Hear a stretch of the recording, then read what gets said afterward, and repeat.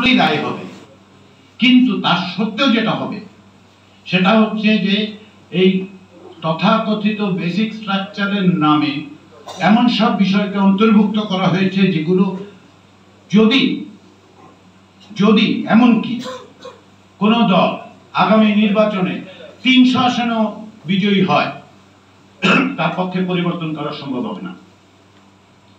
তৃতীয় যে কারণে আমি বলি যে এই সংবিধানের সংশোধনীর পথগুলো আরো বিভিন্নভাবে বন্ধ করা হয়েছে।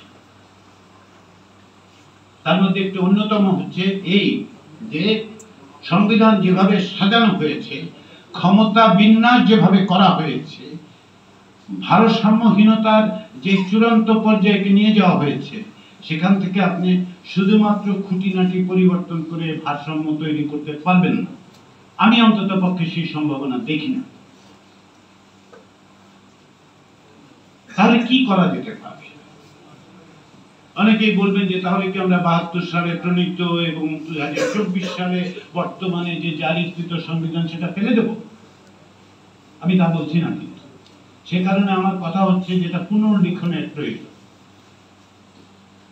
পুনর্লিখন মানে হচ্ছে এর কিছু কিছু অংশ যেগুলো ১৯৭২ সালে সংবিধানের মধ্যে ছিল, পরবর্তী সময় ছিল,